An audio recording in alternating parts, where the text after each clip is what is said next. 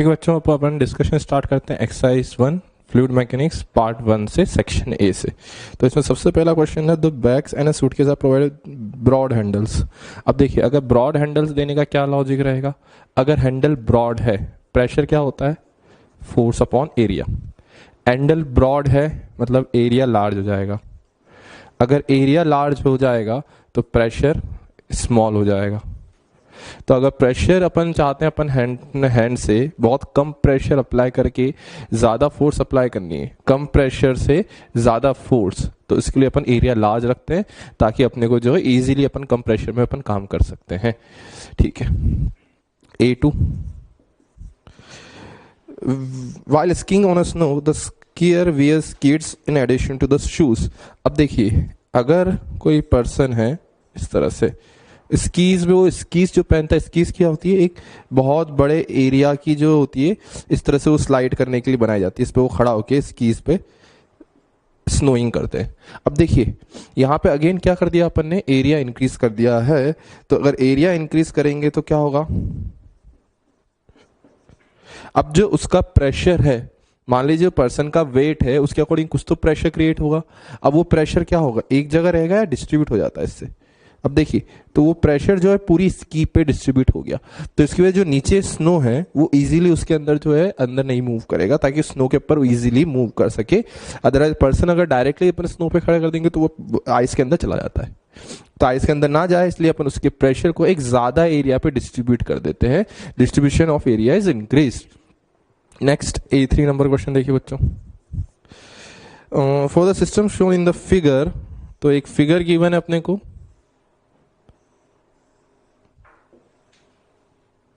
इसमें यहां पे एक पिस्टन है 600 kg का, और यहां पे अपन ने देखा थोड़ा सा एक और पिस्टन है, लेकिन ये लाइट है, मासलेस, और पूरे में लिक्विड कोई सा फिल्ड है। तो पूछा है कि फोर्स F कितनी रिक्वायर्ड होगी सच डेट अपन इस 600 kg को बैलेंस कर सके। अब ध्यान से देखिए यहाँ पे कंसेप्ट क्या लगेगा। पहली चीज देखिए, यहाँ पे ये तो मासलेस पिस्टन है तो इसका वजह से कोई प्रेशर नहीं आएगा, लेकिन इस फोर्स की वजह से प्रेशर कितना क्रिएट होगा, F/A। This is a pressure created by this force. लेकिन ये जो 8 मीटर की एक्स्ट्रा हाइट यहाँ के कंपेयर में, ये भी तो एक प्रेशर क्रिएट करेगी, कितना, ρgh। अब देखिए, जो प्रेशर यहां पे था सेम प्रेशर यहां पे होना चाहिए। अभी एटमॉस्फेयर नेग्लेक्ट नहीं कर रहे हैं, करेंगे कंसीडर, अब भी सेम चीजें आएंगी, बिकॉज यहां भी एटमॉस्फेयर है, यहां भी एटमॉस्फेयर है, तो कंसीडर करो मत करो सेम चीजें हैं, कर भी सकते हैं चाहे तो P0। और यहां पे कितना प्रेशर होगा जस्ट इसके नीचे, एक तो इसका खुद का एटमॉस्फेयर का प्रेशर प्लस इसका जो वेट होगा, इसका जो 600 kg का, उसकी वजह से एक प्रेशर होगा which is mg/a। P0 cancel out, force की वैल्यू पूछी गई है। Area of this massless piston given है अपने को 25 सेंटीमीटर, 25 × 10⁻⁻⁴, प्लस रो गिवन है 750 × 10 × height is 8 equals to mg/a। mg हो जाएगा 6000 upon area of this is given to be 800 × 10⁻⁴। तो यहां से जब सॉल्व करेंगे आप तो फोर्स की वैल्यू डायरेक्टली 37.5 न्यूटन आती है, लिख लीजिए। ओके बच्चों, तो नेक्स्ट क्वेश्चन देखिए, क्वेश्चन नंबर 4। कुछ कनेक्शन है एक्स और वाई में, कुछ अपन ने लिक्विड फिल कर रखे हैं, तो उनके बीच में कनेक्शंस गिवन है। यहाँ पे वाटर है, mercury, water, mercury, then again water. तो एक्स एंड वाई में अपने को प्रेशर डिफरेंस फाइंड करना है। तो इस टाइप क्वेश्चन अपन ने कुछ नोट्स में इस टाइप के देखे थे, तो मैं एक बार पाथ बनाता हूँ कहाँ से कहाँ जाएंगे। तो एक बार यहाँ से स्टार्ट करके सबसे पहले यहाँ जंप करेंगे, फिर यहाँ से यहाँ जंप करो डायरेक्टली, फिर यहाँ से डायरेक्टली इस पॉइंट पे, फिर यहाँ पर ये पाथ में ड्रॉ कर दे रहा हूं ताकि अपना प्रोसेस इजी लगे अपने को। अब देखिए, सबसे पहले यहां से नीचे जाएंगे तो प्रेशर बढ़ेगा which is Px plus water है तो density of water into G into height is 175 centimetre, convert करेंगे मीटर में। अब यहाँ पे देखिए, यहाँ पे मर्क्यूरी है, यहाँ भी मर्क्यूरी है, तो सेम हॉरिजॉन्टल लेवल पे प्रेशर सेम होंगे, तो डायरेक्टली यहाँ जंप करेंगे तो प्रेशर में चेंज नहीं आएगा। लेकिन अब मर्क्यूरी में 112 ऊपर जाना है तो प्रेशर कम होगा, कितना हो जाएगा, density of mercury into G into density इसकी गिवन है 13 ρg एच हो जाएगा 112/100। ठीक है, अब ध्यान से देखिए, यहां से यहां जंप करेंगे तो प्रेशर सेम रहेगा, बिकॉज यहां भी वाटर यहां भी वाटर, तो वाटर वाटर में सेम लेवल पे प्रेशर सेम हो जाएंगे। तो यहां पे प्रेशर सेम हो गया। अब यहां से 75 सेंटीमीटर वाटर में नीचे आना है, तो प्रेशर हो जाएगा density of water into ji into 75/100। अब यहां से यहां जंप करेंगे तो प्रेशर सेम रहेगा, क्यों? यहां भी मर्क्यूरी है, mercury same horizontal level, pressure same. ठीक है, यहां से यहां तक आ चुके, सेम प्रेशर रहेगा यही। अब यहां से 88 सेंटीमीटर मर्क्यूरी ऊपर चलते हैं, तो density of mercury into ji into मुझे कितने हाइट ऊपर जाना है 88, तो माइनस करेंगे प्रेशर को 88/100। ठीक है, अब यहां से वाटर में 62 सेंटीमीटर ऊपर जाना है, तो प्रेशर और कम होगा, density of water into ji into 62/100। और जैसे ही यहां से यहां गए तो y मिल जाएगा। तो इन दोनों को सॉल्व करना है और px माइनस पी वाई निकालना है। सारी वैल्यूज गिवन है, वाटर की डेंसिटी, मर्क्यूरी की डेंसिटी, सारी चीजें गिवन है। तो जब सब्स्टिट्यूट करते हैं इसमें तो बच्चों प्रेशर डिफरेंस आता है 253,200 न्यूटन पर मीटर स्क्वायर। तो this is the pressure difference between X and Y, directly आ जाता है यहां से। ठीक है, A5 क्वेश्चन देखिए। A5 क्वेश्चन में क्या है? A rectangular vessel is filled with water and oil in equal proportions by volume. ठीक है, मान लीजिए कोई कंटेनर की एक वॉल है इस तरह से,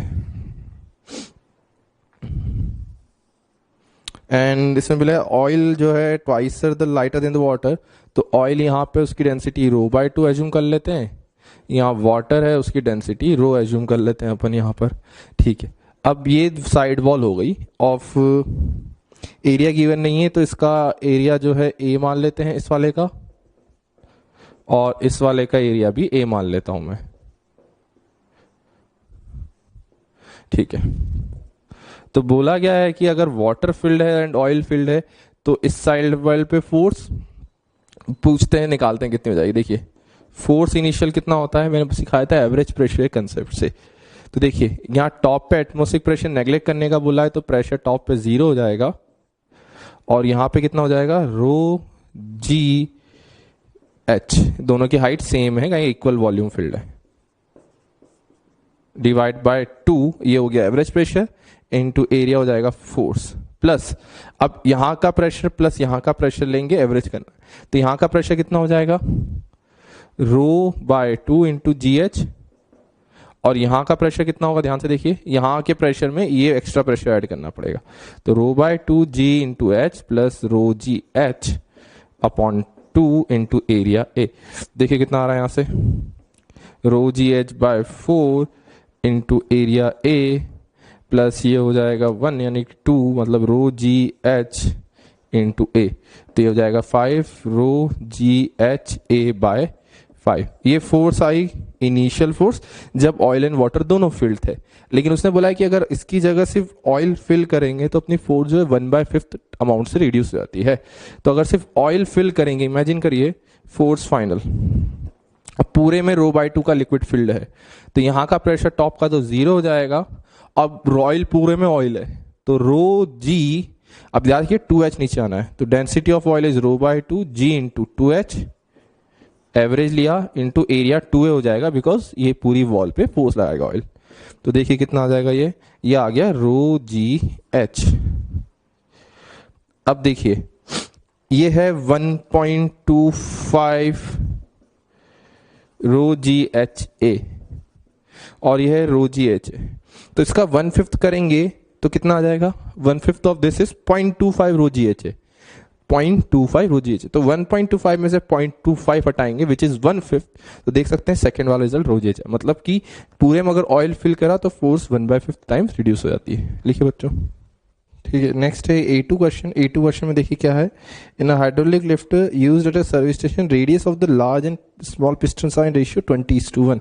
तो ये जो लार्ज वाले पिस्टन है और स्मॉल वाले पिस्टन है, इनका रेडियस रेशियो गिवन है, तो अगर इसका रेडियस r है तो इसका 20r ऐसा गिवन है। What weights placed on the small piston, तो इसमें मान लीजिए अपन ने एक m मास प्लेस कर दिया है सच दैट जो है 1500 kg की कार को लिफ्ट कर सके। ऐसा पूछा गया है कितना होना चाहिए मास है।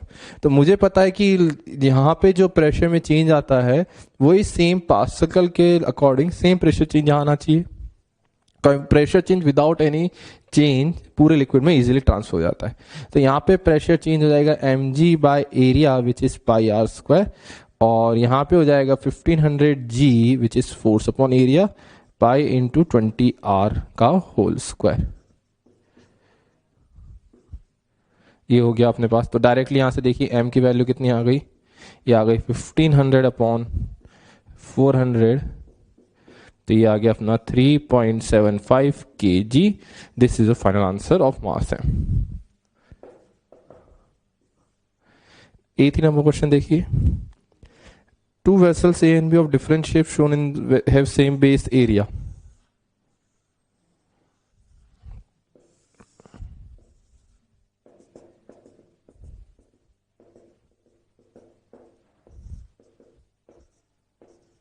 ठीक है, दोनों की हाइट सेम, बेस एरिया भी सेम। तो पूछा है कि बॉटम में कहां पे ज्यादा फोर्स होगी। देखिए यहां पे प्रेशर सेम एटमॉस्फेयर, दोनों के बेस पे प्रेशर हो जाएंगे P not plus rho ji H, P not plus rho ji H. तो फोर्स कितनी हो जाएगी देखिए बच्चों, प्रेशर हो गया P not plus rho ji H into area करेंगे, दोनों की एरिया सेम, तो दोनों की height same, base area same, तो फोर्सेस भी सेम। तो force in A is equals to force in B। अब देखिए हाइट सेम, बेस एरिया इसका एक कांस्टेंट है, इसका बेस एरिया कंटिन्यूसली इंक्रीज कर रहा है, ऊपर जाते जाते एरिया इंक्रीज करेगा। तो ऑब्वियसली इसमें जो लिक्विड है वो ज्यादा फिल होगा, लिक्विड का वॉल्यूम ज्यादा तो वेट भी ज्यादा। ठीक है बच्चों, लिखिए। ठीक है बच्चों, नेक्स्ट एक्सरसाइज 1 पार्ट 3 में match the column first discussion start करते हैं। A cubical box is completely filled with mass m of a liquid and is given horizontal acceleration a as shown in the figure। Match the force due to fluid pressure on the faces of the cube with appropriate values. और minimum pressure जो होगा उसको 0 मान के चलना है, ऐसा उसने बोला है। ठीक है, तो सबसे पहला पार्ट जो है किस पे फोर्स फाइंड करनी है, ए बी एफ ई, मतलब सबसे टॉप फेस पे। ध्यान से देखिएगा कैसे करेंगे।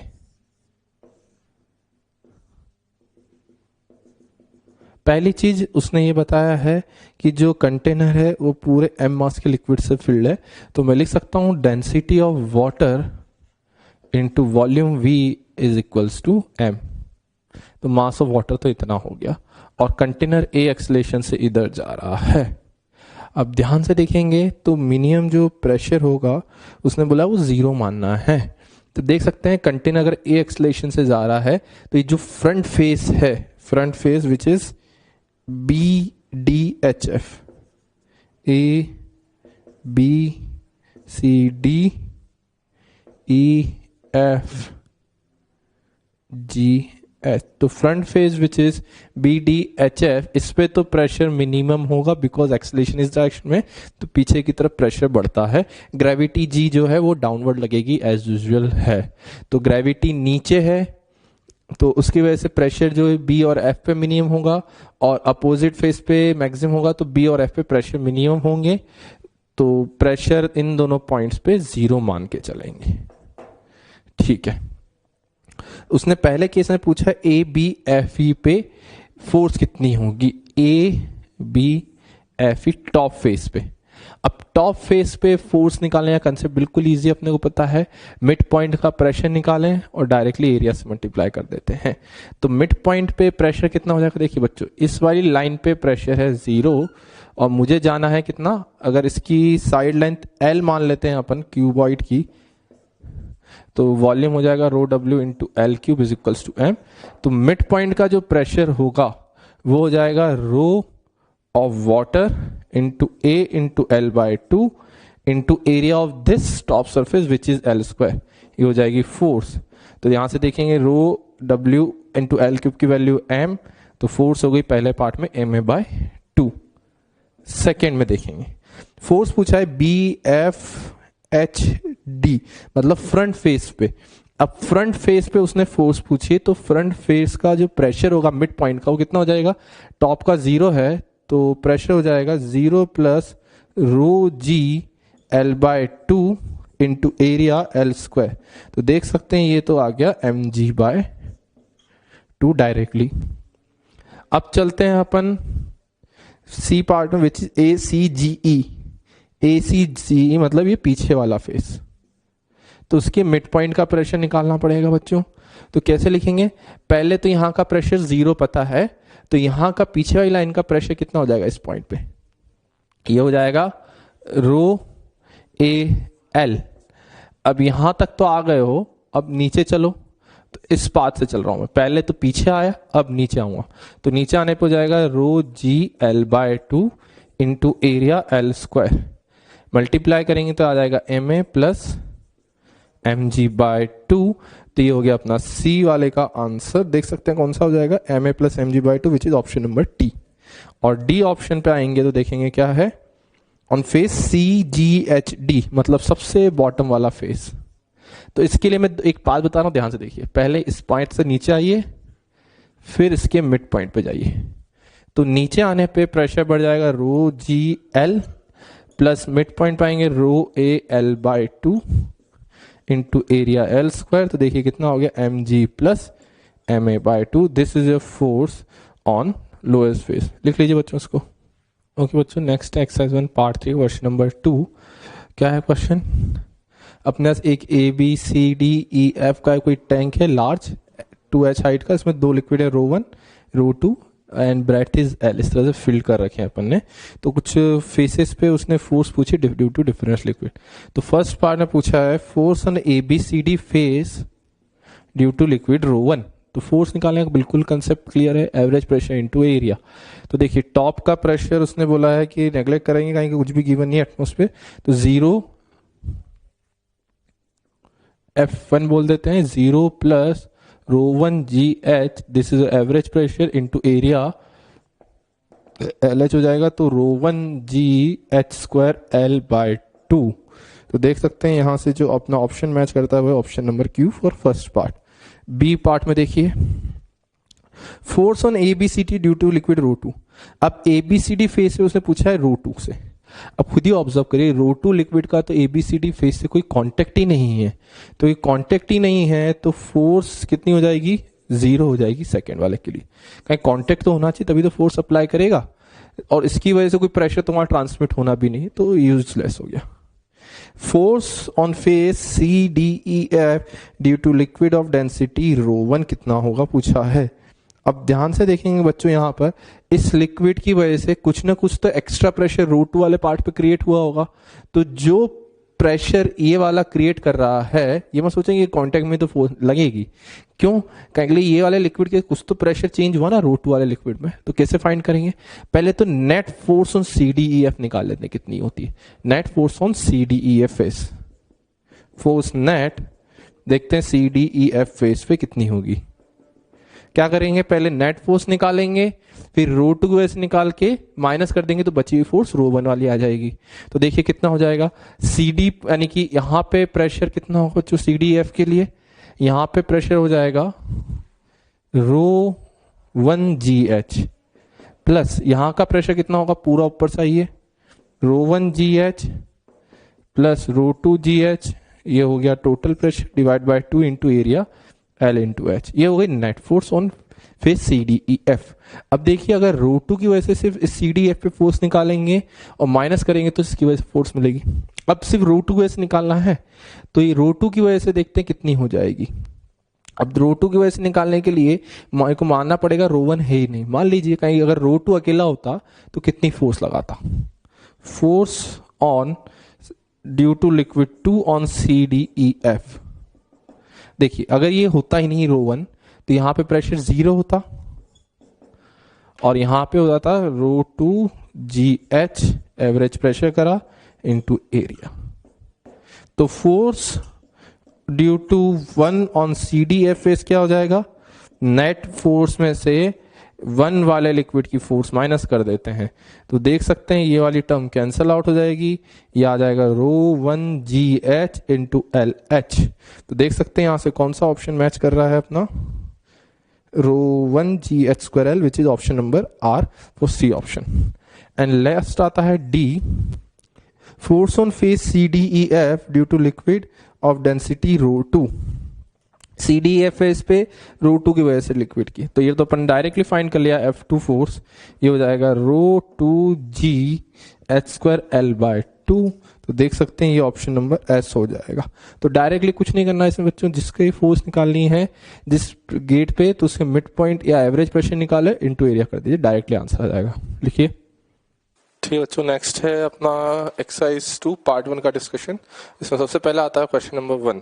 क्वेश्चन नंबर ध्यान से देखिए, अपने पास एक यूट्यूब गिवन है जिसका एक्सलेशन ए है, साथ में ये भी गिवन है कि इसमें जो दोनों आर्म्स में लिक्विड फिल्ड है इनका वॉल्यूम सेम है, और ये भी गिवन है दोनों के हॉरिजॉन्टल लेवल भी सेम है, क्वेश्चन में प्रोवाइड है। तो देखिए अगर ये एच है ये एच है, टोटल लेंथ एल है, और तो इसका मतलब अगर इक्वल है तो ये लेंथ भी इक्वल होगी, तभी पॉसिबल है कि वॉल्यूम इक्वल होंगे। कहीं ये हाइट दोनों की सेम, तो ये लेंथ भी सेम होगी, तभी वॉल्यूम इक्वल हो पाएंगे। And density rho and two rho moving given है, तो अपने को एच की वैल्यू फाइंड करनी है। अब इंपॉर्टेंट है यहाँ डेंसिटी ऑफ लिक्विड कौन सा है वो आइडेंटिफाई नहीं कर रखा है, कौन सा रो है कौन सा रो टू रो वो बताया नहीं गया। खुद से सोचिएगा, लॉजिक लगाए कि अगर ये एक्सेलेरेशन ए है, कोई भी एक्सलेटेड कंटेनर है, तो याद हो आपको लिक्विड जो है कुछ इस तरह से राइज करता था अगर सेम लिक्विड होता था। देख सकते हैं अगर लिक्विड ऐसा होता तो ऐसा राइज करना चाहिए था, इस तरह से इंक्लाइन सरफेस बनाता। लेकिन देख रहे हैं यहाँ पे दोनों इंक्लाइन नहीं है, दोनों एकदम सेम लेवल पे है, मतलब कि इधर वाले लिक्विड को थोड़ा सा ऊपर होना चाहिए था अगर सेम होता, लेकिन दोनों सेम लेवल पे, मतलब कि इसने अपनी डेंसिटी ज्यादा होगी तभी इसको प्रेशराइज करके, मतलब अपना प्रेशर ज्यादा बना करके इसको थोड़ा सा इस तरह से यूं कर दिया है। कहीं डेंसर होगा इधर वाला लिक्विड तो तभी इस तरह से हॉरिजॉन्टल हो पाएगा। तो मतलब कि ये है टू रो, ये हो गया रो। अब कंसेप्ट क्या लगाएंगे बच्चों कि यहां से स्टार्ट करो और फिर वापस से मूव करके यहां पे आ जाओ, कहीं दोनों पॉइंट्स पे प्रेशर एटमॉस्फेयर होने चाहिए।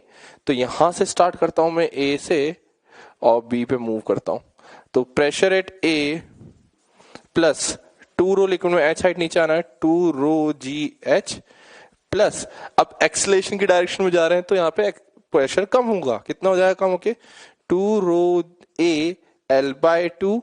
अब रो लिक्विड में आगे जाएंगे, rho A L by two, और ऊपर जाएंगे तो प्रेशर कम होता है, रो जी एच और बी के इक्वल होना चाहिए, और ए और बी पे एटमॉस्फेयर है तो दोनों इक्वल हो जाएंगे। तो देख लीजिए यहां से कितना आएगा, ये two rho ji h minus rho ji h which is rho ji h equals to 1/3 rho A L by two. तो यहां से h की वैल्यू आ गई 3 rho 3 a L by two. ठीक है, तो बच्चों यहां से आंसर आया हाइट का 3a एल बाय टू, और एक यहां से g भी रहेगा।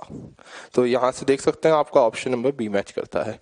नेक्स्ट क्वेश्चन नंबर 2 पे आइए बच्चों। क्वेश्चन नंबर 2 में क्या है, एक एल शेप की ट्यूब गिवन है और दोनों एंड्स एटमॉस्फेयर पे ओपन है। ये हाइट h है, लेंथ l है, और इंपॉर्टेंट चीज क्या गिवन है कि जो पूरा कंटेनर है ये प्योर रोलिंग करते हुए कुछ ऑब्जेक्ट्स स्फीयर्स पे रखा हुआ है, और उनके सेंटर ऑफ मास का एक्सलेशन ए है, प्योर रोलिंग करने वाले स्फीयर्स का। तो ध्यान से देखिए बच्चों, तो अगर इसका एक्सलेशन ये ए है और प्योर रोलिंग कर रहा है तो मैं एंगुलर एक्सलेशन भी रहा होगा अल्फा।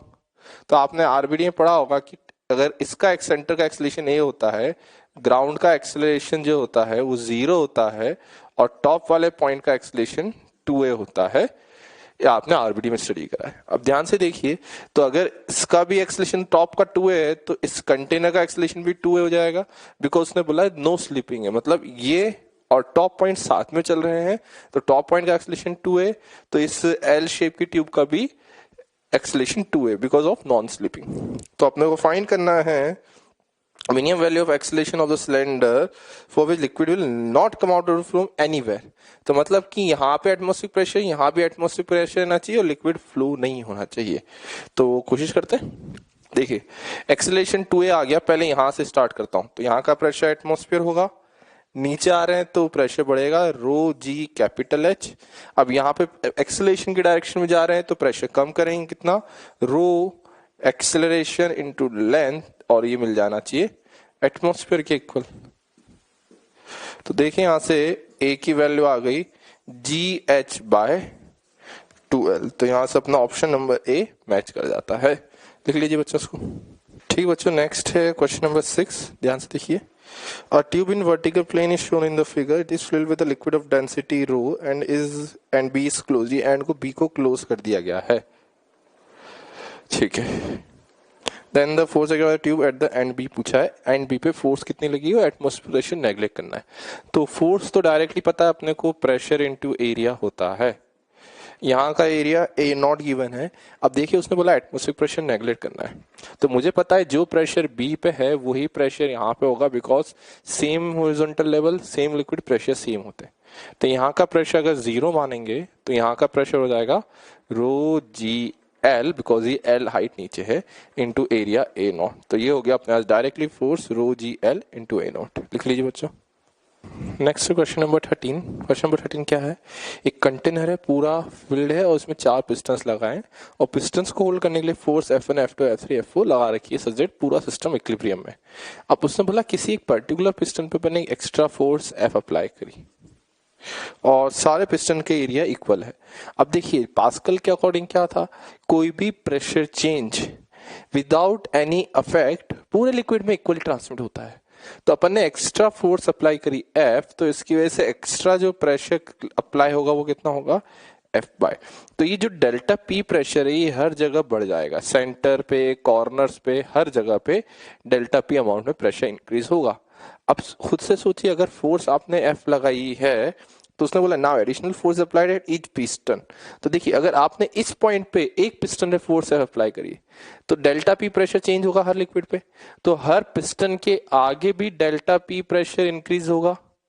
तो इस डेल्टा P प्रेशर इंक्रीज को की वजह से क्या होगा, पिस्टन बाहर जाएंगे, तो उसकी वजह से अपने को एक्स्ट्रा फोर्स और लगानी पड़ेगी, कितनी, जितनी यहां लगाई उतनी यहां लगानी पड़ेगी ताकि ये प्रेशर को बैलेंस आउट कर दे। तो इनडायरेक्टली अगर आपने एक फोर्स अप्लाई करी F तो उसको बैलेंस करने के लिए हर जगह एक F फोर्स लगानी पड़ेगी ताकि इक्विलिब्रियम मेंटेन रहे। तो इनडायरेक्टली एक फोर्स F की वजह से ये 3 फोर्स और लगानी पड़ी ताकि इक्विलिब्रियम रहे। तो मतलब इनका इफेक्ट तो कुछ होगा ही नहीं, इसकी वजह से ये तीनों लगी हैं इक्विलिब्रियम मेंटेन करने के लिए। तो जितना प्रेशर इसने इंक्रीज करा सेंटर पे वही प्रेशर जो होगा हर जगह इंक्रीज होगा, which is F by A, which is option number A। लिखिए। ठीक है बच्चों, नेक्स्ट है एक्सरसाइज 2 पार्ट 3 से स्टार्ट करते हैं डिस्कशन पार्ट। सबसे पहले आता है क्वेश्चन नंबर 1। इसमें एक टैंक है जिसमें D डेंसिटी का लिक्विड फील्ड है, Z अपवर्ड डायरेक्शन है, X इज हॉरिजॉन्टल डायरेक्शन। तो इसमें पूछा गया सबसे पहले कि वेरिएशन प्रेशर ग्रेडियंट नहीं, कुछ नहीं होता, डायरेक्टली प्रेशर का डिस्टेंस के साथ वेरिएशन पूछा जा रहा है आपसे। तो मुझे पता है कि प्रेशर नीचे आने पे इंक्रीज होता है और ऊपर जाने पे डिक्रीज होता है। तो मुझे इतना पता है कि अगर मैं Z के साथ Z इंक्रीज करेगा तो प्रेशर डिक्रीज करेगा, बिकॉज ऊपर जाने पे प्रेशर डिक्रीज होता है। तो मतलब Z इंक्रीजेस प्रेशर डिक्रीजेस, देख सकते हैं Z इंक्रीज होगा तो प्रेशर डिक्रीज होगा। तो मुझे पता, ये तो समझ आ गया कि जो भी है यहाँ पे ग्रेडियंट जो है नेगेटिव होगा, बिकॉज Z बढ़ने पे P कम हो रहा है, मतलब डिक्रीजिंग ग्रेडियंट होगा। और मुझे पता है प्रेशर का फॉर्मूला तो अपन पढ़ चुके हैं, P not plus rho g, Z लिखेंगे, Z डायरेक्शन इस तरफ है, तो जब इसको डिफरेंशिएट करेंगे dP बाय dZ तो ये आ जाएगा आपका माइनस रो जी, रो मतलब डेंसिटी dG। माइनस का मीनिंग है प्रेशर Z के साथ डिक्रीज कर रहा है। ठीक है, ये तो हो गया Z डायरेक्शन, और उसने X के साथ ही पूछा है। अब मुझे पता है कि कंटेनर एक्सलेटेड नहीं है तो X डायरेक्शन तो प्रेशर चेंज ही नहीं होगा, तो dP बाय dx जो होगा वो 0 होगा, बिकॉज X में प्रेशर कांस्टेंट है। तो ऑप्शन हो जाएंगे यहाँ पे A and C। Next question number 2 देखिए। Vessel shown in the figure has cross section, यहाँ पर A1, यहाँ का A2, height H, HH, rho density का लिक्विड फील्ड है। ऑप्शंस देखिए, पहला pressure at the base of the vessel is at neglect atmospheric pressure, तो यहाँ का प्रेशर 0, 2H हाइट नीचे आना है तो यहाँ का प्रेशर डायरेक्टली हो जाएगा atmospheric pressure 0, rho g height is 2H, तो directly pressure rho g into 2H। लेकिन देखिए ये तो प्रेशर हुआ है, तो अगर कोई फोर्स पूछता है बेस पे तो फोर्स हो जाती है प्रेशर इंटू एरिया, तो 2 रो जी एच इंटू एरिया A2, ये हो गया अपना फोर्स ऑन द बेस। तो देखिए ए ऑप्शन तो बिल्कुल सही आ गया, प्रेशर डायरेक्टली आ गया। Force exerted by the liquid on the base of the vessel बिल्कुल सही है, C option. Weight of the liquid in the vessel, नहीं ये बच्चों फोर्स है, वेट नहीं है। वेट के लिए तो आपको क्या करना पड़ेगा, इसका जो wait of the liquid in the vessel, तो कुछ नहीं, आपको इसका वॉल्यूम लेना पड़ेगा। इसका वॉल्यूम कितना हो जाएगा, A1 इंटू एच, इस वाले का हो जाएगा A2 into H into density rho, ये होगा wait of the liquid inside container.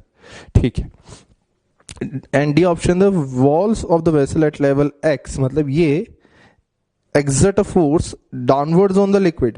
अब देखिए जितनी फोर्स लिक्विड ऊपर लगाएगा उतनी ही फोर्स कंटेनर लिक्विड पे नीचे लगाएगा। तो यहां का प्रेशर जो है देख लेते हैं कितना होगा, प्रेशर हो जाएगा रो जी एच, ये तो हो गया प्रेशर। और प्रेशर वॉल्स पे कितना हो जाएगा, प्रेशर फोर्स आ गई तो प्रेशर पता है तो फोर्स हो जाती है प्रेशर इंटू एरिया। लेकिन ध्यान से देखिए वॉल जो है सिर्फ इतने एरिया में है, यहाँ पे वॉल नहीं है, तो ये एरिया कितना हो जाएगा, ये पूरा A2, इसमें C माइनस करेंगे तो फोर्स हो जाएगी area into pressure which is rho ji H. तो देख सकते हैं यहां से ऑप्शन जो है अपना DB सही आता है। लिखिए बच्चों। तो अब थोड़ा सा अपन आगे मूव ऑन करते हैं इस चैप्टर में और नेक्स्ट टॉपिक स्टडी करते हैं विच इज आर्किमिडीज प्रिंसिपल। अब आर्किमिडीज प्रिंसिपल सबने शायद सुना ही होगा, सबने 9th और 10th क्लास में डिपेंडिंग ऑन योर बोर्ड्स आप सबने ही पढ़ रखा है टॉपिक। पहली चीज आर्किमिडीज प्रिंसिपल क्या है, सबको आइडिया होगा, एक बेसिक डेफिनेशन। सबको पता है कि किसी भी ऑब्जेक्ट को अगर लिक्विड में सबमर्ज करते हैं, मान लीजिए आपने एक स्टोन लिया या प्लास्टिक की एक बॉल ली, सबने ये कॉमन ऑब्जर्वेशन करा होगा, अगर एक अपन प्लास्टिक की बॉल को पूरे टैंक में अंदर डिप कर देते हैं तो बॉल जो है बाउंस करके सडनली ऊपर आती है। आप खुद ही ऑब्जर्व कर सकते हैं, अपन ने किसी बॉल को लिक्विड में डाला इस तरह से, वो सडनली जंप करके ऊपर आई, मतलब कोई तो अपवर्ड फोर्स है इस बॉल पे तभी ऊपर आ रही है। तो उसी को अपन बोलते हैं आर्किमिडीज प्रिंसिपल के अकॉर्डिंग बायोंट फोर्स। बायोंट फोर्स शायद सभी ने सुन रखा होगा, और बायोंट फोर्स किसके इक्वल होती है सबको पता है, नहीं पता तो भी जान लेंगे। आर्किमिडीज प्रिंसिपल के अकॉर्डिंग किसी भी ऑब्जेक्ट को अगर तुम लिक्विड में सबमर्ज करेंगे, पार्शियली और फुली वो मैटर नहीं करता है, किसी भी ऑब्जेक्ट को अगर लिक्विड में सबमर्ज करते हैं तो it will experience a force in upward direction, it will experience a force in upward direction equal to the weight of liquid displaced by it, equal to weight of liquid displaced by it. अब ये क्या बोला हूं, पहले एक बार definition लिख लेते हैं, फिर इसके बाद आगे कंटिन्यू करेंगे इसको।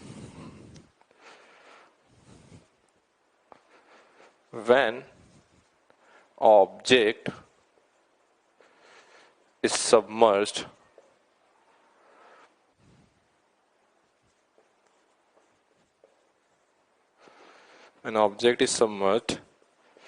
inside a liquid, it experiences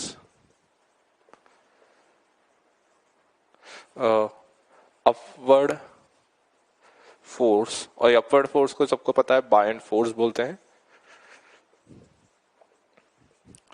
which is equal to weight of liquid displaced.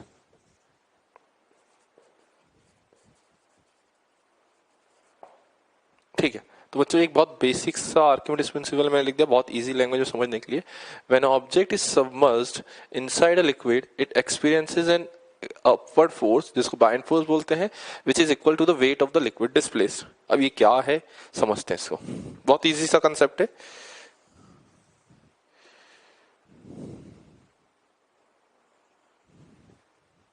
Suppose करिए कोई भी कंटेनर है, इसमें अपन ने एक ऑब्जेक्ट को इमर्स करके रख दिया है, मान लीजिए अपना कोई क्यूबिकल ब्लॉक है, ठीक है। ठीक है, अब आर्किमिडीज प्रिंसिपल का अकॉर्डिंग क्या है कि जो अपवर्ड फोर्स है किसकी इक्वल होगी, wait of the liquid displaced. देख लेते हैं कि ये होती है नहीं होती, पहले जो स्टेटमेंट है उसको लिखते हैं फिर प्रूफ करके देखते हैं। तो सपोज करिए density of liquid is A and जो क्यूब है अपना इसकी साइड लेंथ है A के स्मॉल, तो density of liquid is rho L and side of the cube is A। तो देखते हैं कितना वॉल्यूम ऑफ फ्लूइड ये डिस्प्लेस करेगा। देखिए जितना वॉल्यूम इस सॉलिड ने ऑक्यूपाई करा है उतना ही वॉल्यूम का यहाँ वाटर रहा होगा, तो वॉल्यूम ऑफ देखते हैं वेट कितना होगा लिक्विड का, वेट ऑफ लिक्विड कितना होगा। देखिए जितना वॉल्यूम इस क्यूब का है उतना ही वॉल्यूम का वाटर यहां पे आएगा। तो बताएं यहाँ पे कितना वाटर एक्चुअल में होता अगर ये क्यूब नहीं होता, A cube which is a volume of cube into अभी तो वॉल्यूम हो गया, इसको अगर डेंसिटी ऑफ लिक्विड से मल्टीप्लाई करें तो ये लिक्विड का मास हो जाएगा इनटू जी। तो ये क्या हो गया, वेट ऑफ लिक्विड जो डिस्प्लेस करा। और एक्चुअल में आर्किमिडीज प्रिंसिपल के अकॉर्डिंग यही बाइंड फोर्स यानी एफ बी के इक्वल होना चाहिए, ऐसा आर्किमिडीज बोल के गया। अब ऐसे किसी बात को मान तो नहीं लेंगे अपन, एक बार अपन खुद से दिमाग लगाते हैं, क्या सही में इसने सही बात बोली थी क्या। इसको ट्राई करते हैं सॉल्व करने की, अपन ड्राइव करते हैं क्या ये सही बोला था या गलत था।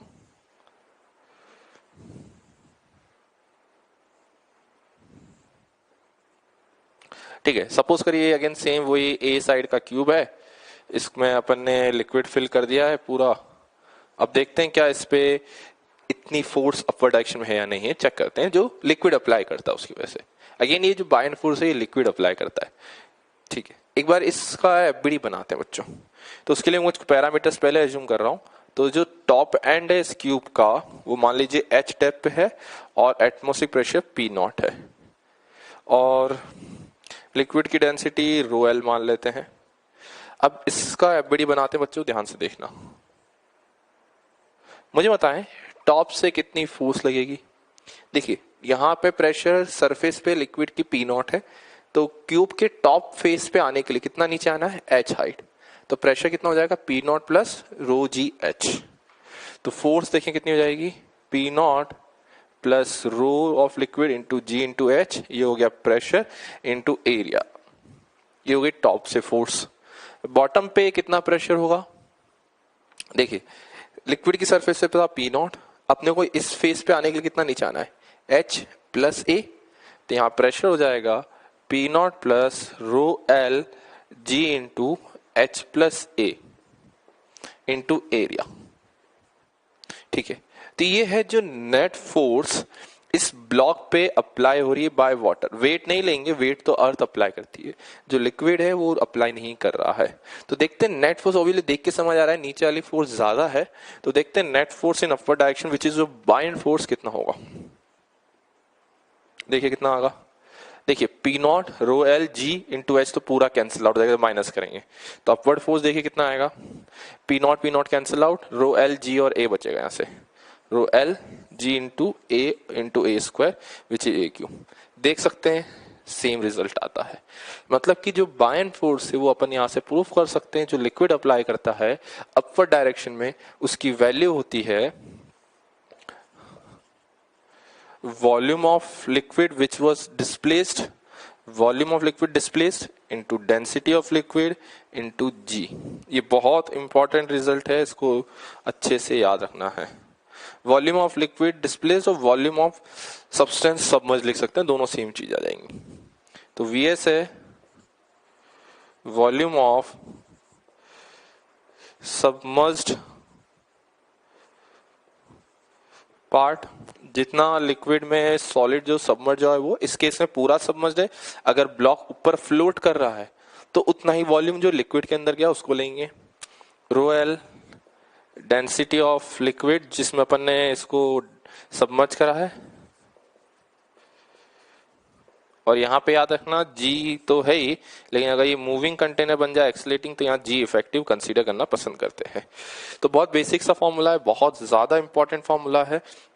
तो आज का लेक्चर जो है अपना पूरा इसी फॉर्मूले पे बेस्ड होगा। Buoyant force is volume of substance submerge into density of liquid into gravity which is your effective gravity. तो बच्चों इस रिजल्ट को याद रखना है। और मैं एक चीज और इससे रिलेटेड बताना चाहूंगा, बड़ा इंटरेस्टिंग चीज है, सबने जो एक लाइन सुनी होगी यूरेका, यूरेका जो लाइन थी वो इसी के लिए था कि जो पर्सन इसका प्रैक्टिकल कर रहा था आर्किमिडीज, उसको क्या हुआ एकदम से सडनली लॉ ऑफ फ्लोटेशन जिसको बोलते हैं, यानी यही आर्किमिडीज प्रिंसिपल जो इसने प्रोवाइड करा, उसको बहुत पहली बार बाइंड फोर्स जो है कब फील हुई थी, जब वो कुछ कहीं नहा रहा था किसी टब में। तो जैसे ही टब में नहा रहा था उसको फील हुआ कि टब में एकदम कोई अंदर से एक सडनली एक फोर्स लग रही है ऊपर। तो जैसे ही उसको पता चला तो क्या हुआ, जैसे ही था वैसे भागना स्टार्ट करा पूरे स्ट्रीट्स में और यूरेका यूरेका बोला। यूरेका मतलब which is something new to us, वैसी कुछ चीज फाइंड करी थी उसने। तो एक बार लिख ले बच्चों उस पूरे को। अब नेक्स्ट टॉपिक आता है अपना इसी में ही कंटिन्यूशन में, अपेरेंट वेट। पहली चीज अपेरेंट वेट का कंसेप्ट ही क्यों आया पहले वो समझते हैं।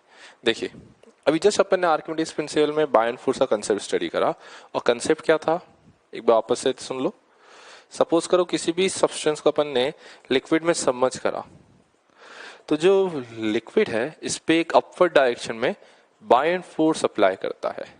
तो बायएंड फोर्स अगर अप्लाई होगी तो जो इसका वेट है, नीचे एक तो mg लगता ही लगता है ऑलवेज, तो जो है बायएंड फोर्स जो है mg को सपोर्ट ना करते हुए अपोज कर रही है।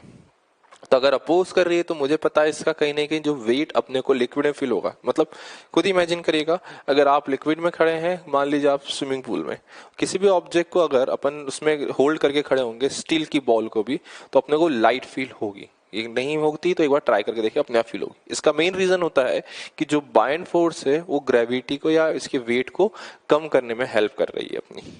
तो ठीक है, देखते हैं फिर एक्चुअल में अपरेंट वेट कितना होगा।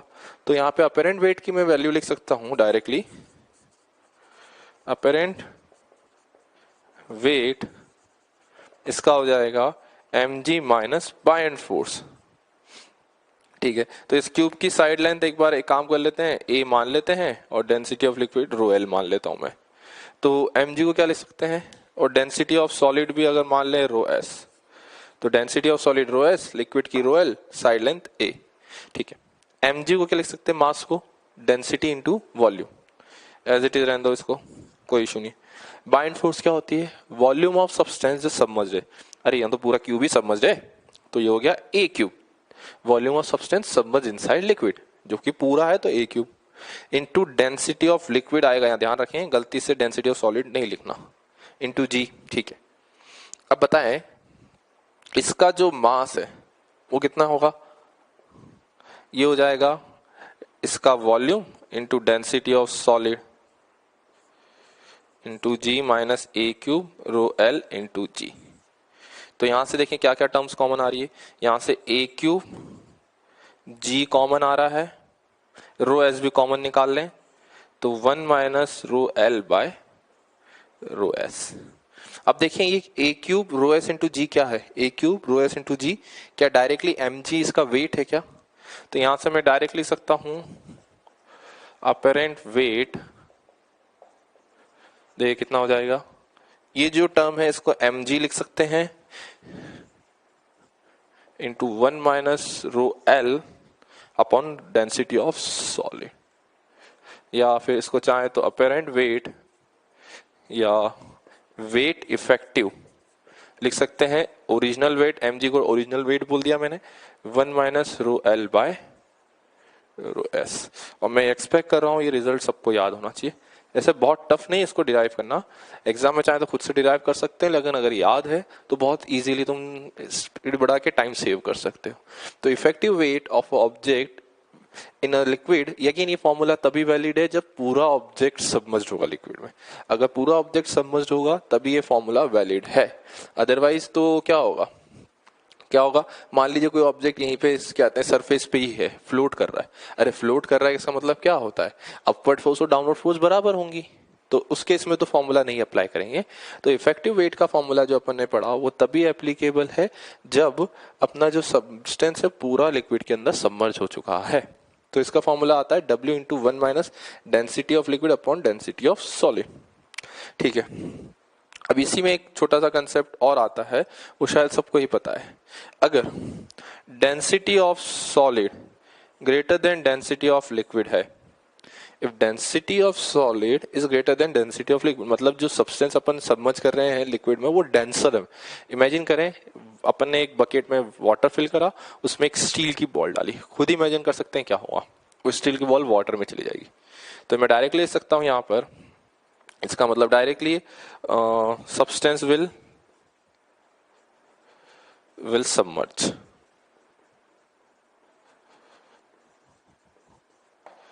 पूरा जो सब्सटेंस है वो सबमर्ज हो जाएगा। ठीक है, दूसरा, अगर density of solid less than density of liquid, मतलब डेंस लिक्विड जो है बहुत ज्यादा डेंसर है, इसका मतलब वाटर ले, वाटर में एक प्लास्टिक की बॉल को डालने की कोशिश करें तो देखेंगे वापस से जम करके ऊपर आएगी, और जो है फाइनली क्या होगा उसके साथ बताऊं, इस वाले केस का फिगर कैसा हो जाएगा,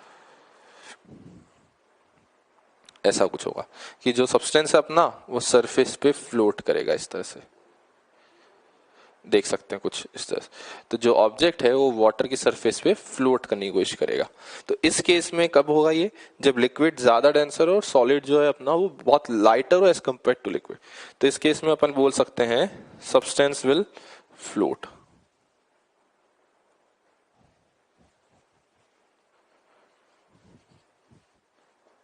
तो सब्सटेंस जो है सरफेस पे फ्लोट करेगा। और फ्लोटिंग का मतलब क्या होता है, देखें, एक तो अपवर्ड डायरेक्शन बाय फोर्स लगी रही है, नीचे इसका वेट है ही, तो अगर ये फ्लोट कर रहा है मतलब ये यहीं पे आके इक्विलिब्रियम में है। तो इक्विलिब्रियम में बाय एंड फोर्स किसके इक्वल हो जाएगी, वेट ऑफ सब्सटेंस। अगेन ये सारी कहानी कब ट्रू है, जब डेंसिटी ऑफ लिक्विड जो है डेंसिटी ऑफ सॉलिड से ज्यादा होगा। लेकिन अगर डेंसिटी ऑफ सॉलिड ज्यादा है तो पूरा ही सबमर्ज कर जाएगा और इफेक्टिव वेट उस केस में अपन निकाल सकते हैं। लिख लीजिए बच्चों इसको। अब इसी से रिलेटेड बाय एंड लॉ से रिलेटेड अपन ने कुछ बाय एंड फोर्स से रिलेटेड एग्जांपल देखते हैं। बहुत सिंपल से एग्जांपल से स्टार्ट करेंगे, जो मैं केस पहले बता चुका हूँ कि अगर एक कंटेनर में अपन एक बहुत रबर बॉल या प्लास्टिक बॉल को इमर्स करते हैं तो वो क्या होता है, सडनली रिलीज करेंगे तो वो जंप करके ऊपर जाती है, सडनली, बिल्कुल करके देखा होगा सबने ये प्रैक्टिकल। तो क्या क्वेश्चन है, एक रबर बॉल है अपने पास ऑफ रेडियस आर, मास है, इसको एच डेप्थ तक अपन ने सबमर्ज कर रखा है in a liquid of density rho डब्ल्यू। तो क्वेश्चन क्या है, ball is release from rest at depth h, find what height above the water surface ball will jump. मतलब वाटर की सरफेस से कितनी हाइट तक ये रबर बॉल जंप करेगी। यहाँ ये एज्यूम करके चलेंगे बच्चों कि इसका रेडियस जो है ना हाइट के कंपेयर में नेग्लिजिबल है, रेडियस कंपेरेटिवली नेग्लिजिबल है। तो बताना है कितनी हाइट तक जंप करके ऊपर करे जाएगी। सॉल्व करें बच्चों।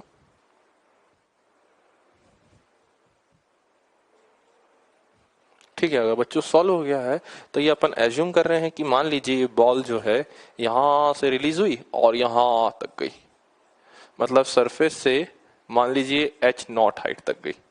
तो बॉल यहां से यहां तक इतना ट्रांसफर हुई है, इस डायरेक्शन में ऊपर गई। अब बताइए मैक्सिमम हाइट है, तो मैक्सिमम हाइट पे मुझे पता है किसी भी ऑब्जेक्ट की जो वेलोसिटी होती है वो जीरो होती है। रिलीज फ्रॉम रेस्ट, रेस्ट से अगर रिलीज करा है तो इनिशियल वेलोसिटी भी जीरो होगी। ठीक है, इनिशियल वेलोसिटी पता है, फाइनल वेलोसिटी पता है और हाइट में रिलेशन पूछा है। तो बच्चों एक ही चीज आपके माइंड में क्लिक करनी चाहिए, वर्क एनर्जी थ्योरम। तो यहाँ पे वर्क एनर्जी थ्योरम लगाते हैं। वर्क एनर्जी थ्योरम का स्टेटमेंट शायद सबको पता होगा, ज्यादा टाइम नहीं हुआ है। Work done bye all forces is change in kinetic energy. अब कौन कौन सी फोर्स एक्ट कर रही है वो ध्यान से देखिए। देखिए ग्रेविटी तो जो है हमेशा डाउनवर्ड डायरेक्शन में एक्ट करती है, प्लस ये ऑब्जेक्ट जो है h डेप्थ तक तो वाटर में ही रहेगा, up to a depth h, जैसे जैसे ऊपर जाएगा जब तक सरफेस पे नहीं आता वाटर में तो रही। तो वाटर में कौन सी फोर्स लगती है, बायन फोर्स। तो work done buoyant force, this is kinetic energy final minus kinetic energy initial. अब देखिए ग्रेविटी डाउनवर्ड लगेगी, कितनी होती है ग्रेविटी की वैल्यू mg, तो mg की वैल्यू बाद में रख देंगे।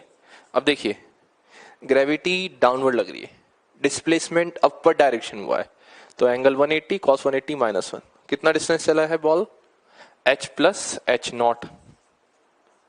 Work done buoyant force, buoyant force जो है सिर्फ सरफेस तक लगेगी और बाय एंड फोर्स की वैल्यू कितनी होगी बच्चों, अलग से ड्रॉ कर देता हूं मैं इसमें, buoyant force upward mg downward. तो बाय एंड फोर्स की वैल्यू होती है volume of substance into density of liquid into g.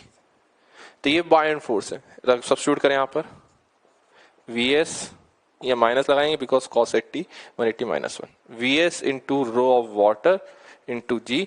और डिस्प्लेसमेंट जो है सिर्फ बाय एंड फोर्स वाटर के अंदर लगेगी, मतलब अप टू हाइट h। देख सकते हैं बाय एंड फोर्स भी ऊपर, डिस्प्लेसमेंट भी ऊपर, तो cos 0 is 1। Final kinetic energy highest point पे 0 है, इनिशियल भी रेस्ट से रिलीज करा तो वो भी 0।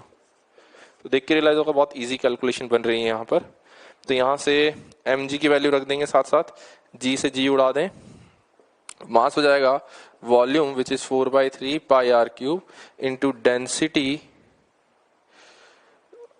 ओके वॉल्यूम की जरूरत नहीं पड़ेगी बिकॉज इसका मास डायरेक्टली गिवन है m,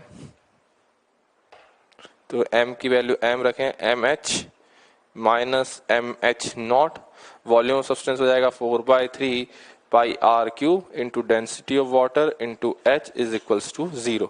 तो यहाँ से एच नॉट की वैल्यू देख सकते हैं कितनी आ रही है, 4/3 pi r cube rho water into h minus m h naught minus m h upon small m.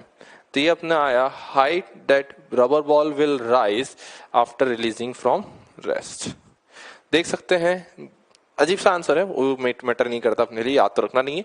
तो इसमें जो भी वैल्यूज होंगी एग्जाम में आएंगे उस हिसाब से डायरेक्टली सब्स्टिट्यूट करेंगे और फाइनल आंसर अपने को यहाँ से मिल जाएगा। लिख लीजिए बच्चों। नेक्स्ट क्वेश्चन है, ध्यान से देखिएगा। अपने क्या करा, एक कंटेनर था उसमें वाटर फिल था, कंटेनर का मास प्लस वाटर का मास मिला के टोटल m गिवन है, और जो स्टोन है अपने क्या करा, एक रोप के थ्रू स्टोन को टाई करा और इस वाटर में सबमर्ज कर दिया। तो वेट ऑफ स्टोन W है और वॉल्यूम स्टोन V गिवन है, और डेंसिटी जो वाटर है इसमें जो फील्ड कंटेनर उसकी रो है, और साथ में ये बता दिया गया है कि पूरे कंटेनर को अपन ने लिया और एक वेइंग मशीन पे रख दिया। अब इसलिए वेइंग मशीन का काम है वेट को मेजर करके देना। तो अपने को फाइंड करना है रीडिंग ऑफ वेइंग मशीन क्या होगी। तो ट्राई करें बच्चों, बहुत बेसिक सा अप्रोचेबल क्वेश्चन है, ट्राई करो।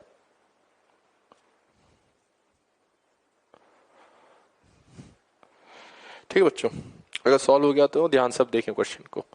देखिए ये चीज तो रियलाइज हो रही है, वैसे स्टूडेंट जो आंसर करते हैं बताओ क्या करते हैं कि सर बहुत बड़ी चीज तो है नहीं, पहले तो कंटेनर का वेट ले लो, वाटर के साथ mg तो ले लो, ठीक है सर, प्लस साथ में स्टोन भी है तो स्टोन का वेट भी ले लो, और सर ये आंसर कर लेते हैं अपन। अगर ये आंसर करोगे तो बिल्कुल गलत हो जाएगा। तो क्या बोलेंगे स्टूडेंट्स, mg और w खत्म ना सर, इसके अलावा क्या है? ठीक है सर, नहीं है तो दूसरी और एक और जुगाड़ देख लेते हैं सर। तो एक काम करिए ना सर, mg तो ले लीजिए, w भी ले लीजिए और बायन फोर्स भी ले लीजिए।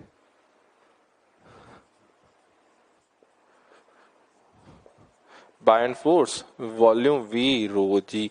तो क्या सर ये गलत तो है या सही है? तो ये भी गलत हो जाएगा बच्चों अगर आपने ये आंसर करा है तो बहुत से माइंड में फिर सर फाइनली करेंगे क्या इसके साथ। तो कहानी में क्या होता है, पहली चीज वेइंग मशीन की रीडिंग क्या होती है, जो नॉर्मल रिएक्शन वो उस पर अप्लाई होता है। तो नॉर्मल रिएक्शन अपने को फाइंड करना है। तो एक काम करते हैं ना बच्चों, ध्यान से देखना, जो कंटेनर है कंटेनर के अंदर जो वाटर फिल्ड है, कंटेनर प्लस वाटर उसका एबिलिटी बनाएंगे, स्टोन का नहीं बना रहा हूं मैं। देखिए ध्यान से,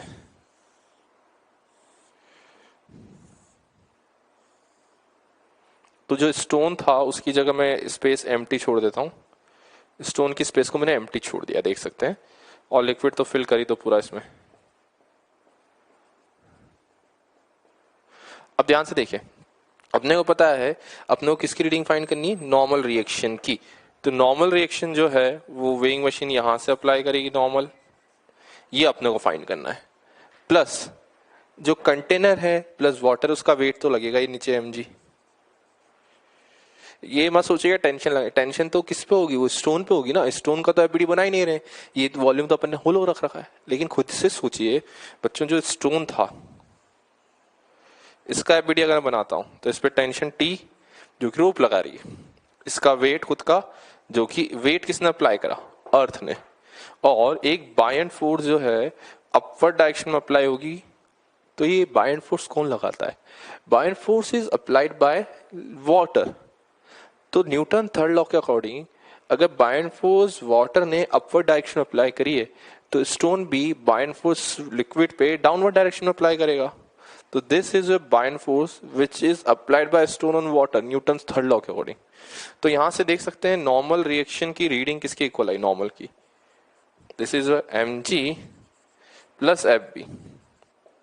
तो mg तो डायरेक्ट लिख देंगे, और बायन फोर्स किसके इक्वल होगी, volume of substance into density of liquid into g। तो ये हो जाएगा v rho g, and this will be your final answer. तो बच्चों इस क्वेश्चन में इंपॉर्टेंट कंसेप्ट क्या आता है कि जो रीडिंग होती है वेइंग मशीन की वो नॉर्मल रिएक्शन होती है, और नॉर्मल रिएक्शन क्या क्या होगा, एक तो wait of the container plus water, plus एक एक्स्ट्रा फोर्स आई है बायन फोर्स।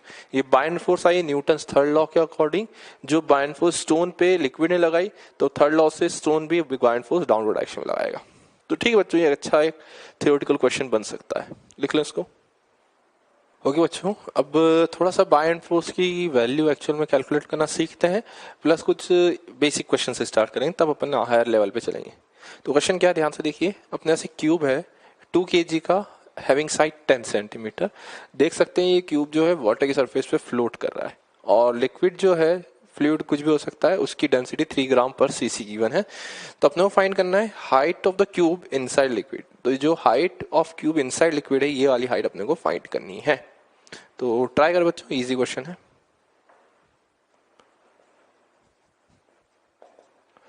ठीक है, ध्यान से देखिए बच्चों। पहली चीज जो क्यूब के बारे में गिवन है कि क्यूब फ्लोट कर रहा है।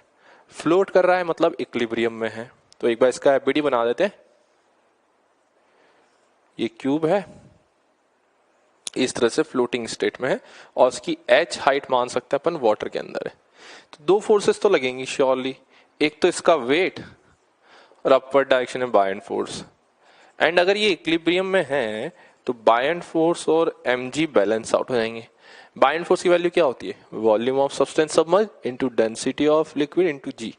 अब देखिए कितना वॉल्यूम इसका सबमर्ज्ड होगा। देखिए हाइट तो h सबमर्ज्ड है, और बेस का एरिया जो है वो होगा a स्क्वायर, मतलब 10 स्क्वायर। तो 10 इंटू 10 कन्वर्ट करना नहीं बोला इसको, 10 टू पावर 4, तो ये मीटर स्क्वायर में हो गया, into height h into density of liquid. Density of liquid 3 ग्राम पर सीसी है, तो केजी में हो जाएगी, केजी पर मीटर क्यूब में 3000 इंटू जी। इसको कर देंगे अपन वेट ऑफ द सब्सटेंस के इक्वल। तो वेट तो डायरेक्टली अपने को 20 गिवन है, तो कर दें सॉल्व। तो देखें यहां से h कितना आ रहा है, ये हो गया 10 टू पावर -2, 10 टू पावर -2, और ये हो गया 10 टू पावर -2, तो 2/30 विच इज 1/15 मीटर।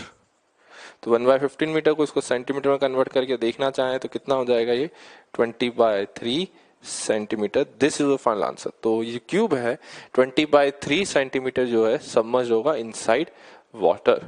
लिख ले बच्चों इसको, बहुत इजी क्वेश्चन है। क्या करना था, फ्लोटिंग स्टेट है तो कुछ नहीं, upward force which is buoyant, downward force which is mg, balance करके क्वेश्चन खत्म कर दिया अपन ने। लिख ले।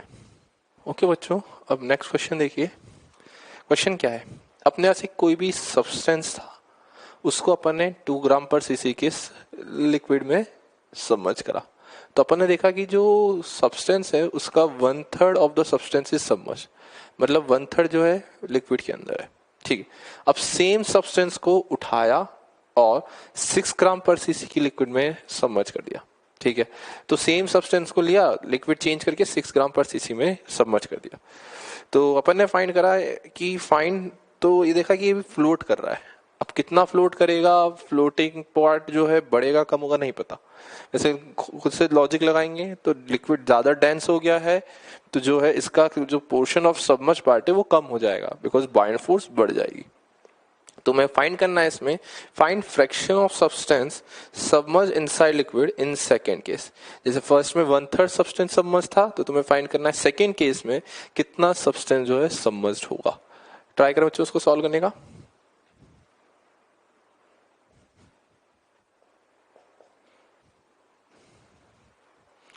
ठीक है, अगर सॉल्व हुआ है तो बच्चों यहां ध्यान से देखें। अगेन दोनों केस में गिवन है कि सब्सटेंस जो है फ्लोटिंग स्टेट में। तो देखिए पहले केस में क्या हो जाएगा, फर्स्ट केस जो बायएंड फोर्स है ऊपर की तरफ FB, वो बैलेंस करेगी mg को। तो यहां से बायएंड फोर्स की वैल्यू लिख सकते हैं, बिकॉज 1/3 सब्सटेंस सबमर्ज्ड है, तो V/3 सब्सटेंस सबमर्ज्ड है, density of liquid ρ1 into g, ये बैलेंस करेगा mg को। First equation. सेकेंड केस में क्या है, वही जो बाइंड फोर्स से नई वाली FB' वो अभी भी वेट को ही बैलेंस करेगी, कहीं वो फ्लोटिंग स्टेट में, तो mg को बैलेंस ही करना पड़ेगा दोनों केस में। तो FB' कितना हो जाएगा, मान लीजिए nth पोर्शन इसका सबमर्ज्ड है, तो V/n वॉल्यूम सबमर्ज्ड है, इनटू ρ2 डेंसिटी इंटू g, ये बैलेंस करेगा mg को। तो फर्स्ट और सेकेंड इक्वेशन को डिवाइड कर देते हैं, देखें क्या बनता है।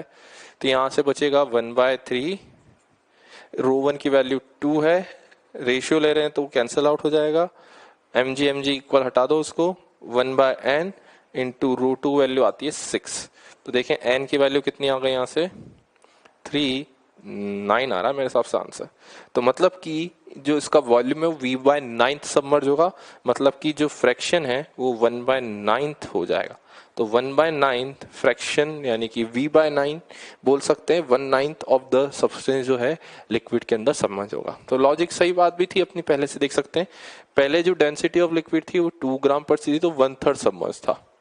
जैसे डेंसिटी बढ़ा दी तो मुझे पता है बायन फोर्स बढ़ जाएगी, तो बायन फोर्स बढ़ गई तो वॉल्यूम सबमर्ज जो है कम हो जाएगा। तो देख सकते हैं 1/3 से 1/9 इसका वॉल्यूम सबमर्ज हो गया है। लिख लें बच्चों उसको।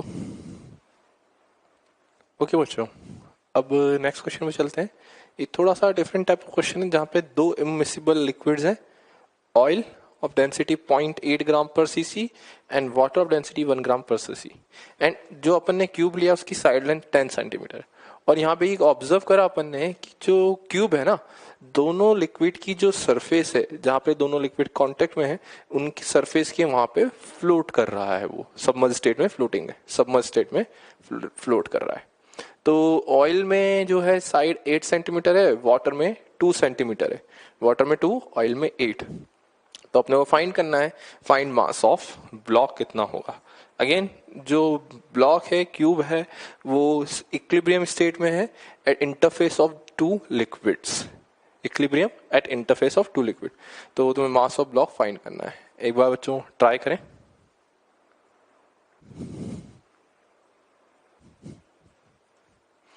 ठीक है, अगर बच्चों आप सबने सॉल्व कर लिया है तो एक बार ध्यान से सॉल्यूशन देखिए, बहुत इजी सा क्वेश्चन है।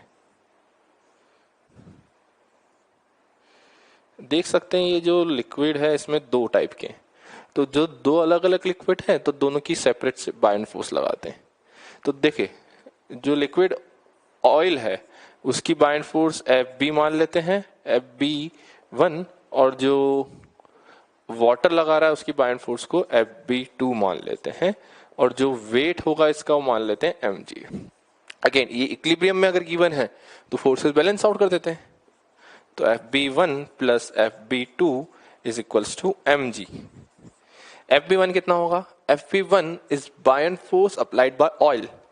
देख सकते हैं ऑयल में इसकी हाइट 8 सेंटीमीटर है, तो वॉल्यूम जो समझ हो जाएगा कितना हो जाएगा 8, और बेस एरिया 10 हो जाएगा। ये मीटर स्क्वायर में होगा तो कन्वर्ट करना नहीं भूलें, या एक काम करते हैं इसको पूरे को सीजीएस में कन्वर्ट करके सॉल्व करते हैं। तो ये हो गया इसका वॉल्यूम। ऑयल की डेंसिटी 0.8 है into g, plus buoyant force applied by water. Water में जो इसकी हाइट है वो 2 सेंटीमीटर है, बेस एरिया जो होगा 100, डेंसिटी ऑफ वाटर 1 इंटू जी, ये बैलेंस होगा वेट ऑफ द सब्सटेंस से।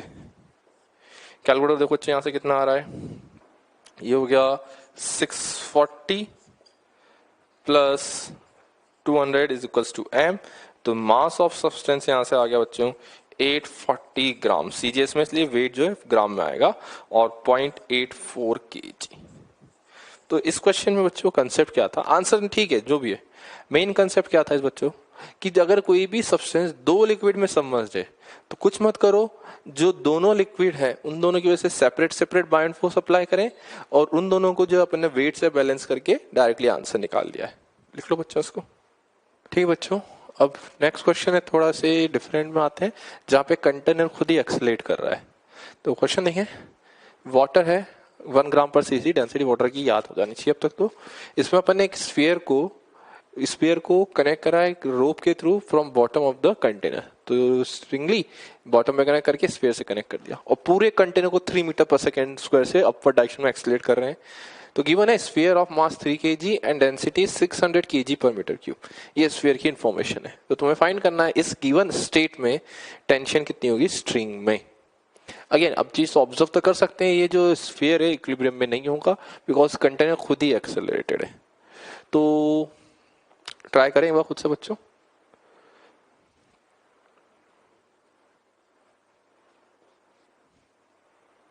ठीक है, अगर बच्चों अगर सॉल्व हो गया है तो एक थोड़ा सा डिफरेंट कंसेप्ट यहाँ अप्लाई करते हैं। देखिए चीजें मूविंग है, तो मूविंग कंटेनर को अगर स्टॉप करना है तो मूविंग कंटेनर को स्टॉप करने का सबसे तरीका अच्छा तरीका है कंटेनर के रेस्पेक्ट में ऑब्जर्व करना स्टार्ट करो। तो अपन क्या करते हैं, कंटेनर के अंदर ही चले जाते हैं, तो अपन अगर कंटेनर के अंदर चले गए तो जिस फ्रेम के रेस्पेक्ट में अपन ऑब्जर्व करते हैं वो स्टेशनरी होता है। तो in this case our observing frame of reference is container, तो कंटेनर अब स्टेशनरी हो चुका है अपने रेस्पेक्ट में। तो कंटेनर स्टेशनरी, तो ये स्फीयर भी स्टेशनरी रहेगा। तो अब इस स्फीयर का एफबीडी बनाते हैं। तो विथ रेस्पेक्ट टू कंटेनर, ध्यान से देखें, टेंशन टी नीचे, वेट लगेगा नीचे की तरफ। अब याद रखना वेट mg नहीं होगा, यहाँ पे g इफेक्टिव लेना पड़ेगा। तो इफेक्टिव ग्रेविटी कितनी हो जाएगी इस केस में, कंटेनर ऊपर जा रहा है तो इफेक्टिव ग्रेविटी g प्लस ए। देख सकते हो कंटेनर ऊपर है तो सूडो फोर्स नीचे लगती है तो ग्रेविटी g प्लस ए होगी। और अपवर्ड डायरेक्शन में एक फोर्स लगेगी बायएंड फोर्स, वो हो जाएगी v rho of liquid into g effective. Important गलतियां यहां करते हैं स्टूडेंट्स, यहाँ पे वी रो एल जी ले लेते हैं, जी इफेक्टिव, यहाँ भी जी इफेक्टिव लेना पड़ेगा, अदरवाइज आंसर्स गलत हो जाएंगे। अब कंटेनर के रेस्पेक्ट में ये स्फीयर तो इक्विलिब्रियम में है तो फोर्सेस बैलेंस कर दो। तो V rho l into g plus a balance करेगा T plus M G plus a को। सब्स्टिट्यूट करो वैल्यूज को। वॉल्यूम ऑफ सब्सटेंस क्या हो जाएगा, मास पता है, डेंसिटी पता है, तो इसका वॉल्यूम हो जाएगा 3/600 इंटू डेंसिटी ऑफ लिक्विड हो जाएगा वाटर की 1000, जी प्लस ए, ग्रेविटी को 10 ले लेंगे, ए की वैल्यू 3, टी प्लस मास है 3 इंटू 13। देखिए यहां से कैलकुलेशन करने में क्या आंसर आता है, ये हो गया 2 which is 5 into 13 minus 3 into 13, तो यहां से टेंशन जो आ गई वो आ गई 26 न्यूटन। तो बच्चों इस टाइप का क्वेश्चन, किस टाइप का क्वेश्चन, ऐसे क्वेश्चन जहां भी कंटेनर एक्सेलरेटेड हो अपवर्ड डायरेक्शन में, डाउनवर्ड डायरेक्शन में, तो उस टाइप के क्वेश्चन को हमेशा याद रखना कंटेनर के एस्पेक्ट में सॉल्व करना इजी होता है। क्यों, कंटेनर के एस्पेक्ट में देखा तो अपने को स्फीयर स्टेशनरी है और बस कुछ नहीं करना, नॉर्मल एफबीडी में इफेक्टिव ग्रेविटी लेंगे, इस केस में जी प्लस है, इसमें जी प्लस है, और फोर्सेस बैलेंस कर दो, एफ इक्वल्स में लगाने की जरूरत ही नहीं पड़ी सीधे। तो इससे क्या क्वेश्चन बहुत जल्दी एंड इजीली सॉल्व होता है, गलती होने के चांसेस नहीं है। बस याद रखें इफेक्टिव ग्रेविटी जी प्लस से लगाएंगे। लिख लो बच्चों, ठीक है बच्चों। अब एक क्वेश्चन है, इसमें फिगर वगैरह कुछ भी नहीं दिया है, एक लैंग्वेज के फॉर्म में क्वेश्चन है, खुद से एक बार ट्राई करेंगे बच्चों इनको फिगर वगैरह बना के। क्वेश्चन पढ़ लेते हैं एक बार। A cube of wood supporting 200 gram mass just floats in water in fully submerged state. When the mass is removed cube rises by 2 centimetre above water level. Find size of the cube. और डेंसिटी of water जो है 1 ग्राम पर CC given है। देखो बच्चों इसका question को पढ़ें और फिगर ड्रॉ करने की कोशिश करें, पहले तो ट्राई करें एक बार सब।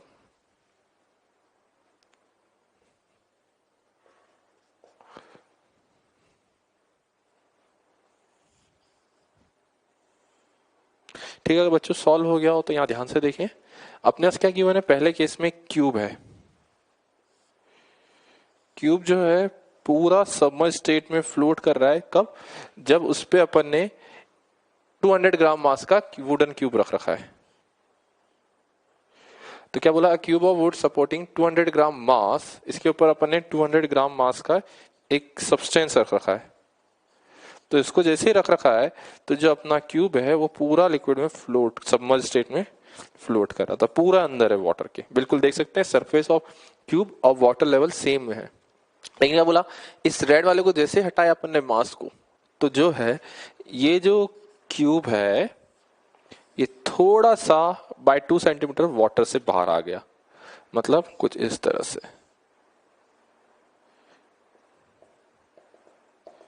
ऐसा कुछ हुआ है। ठीक है बच्चों, समझ आ गया होगा मेरे हिसाब से यहाँ तक। तो फिगर क्या है, तो ये जो हाइट है जो वाटर से बाहर निकल के आया है वो 2 सेंटीमीटर है।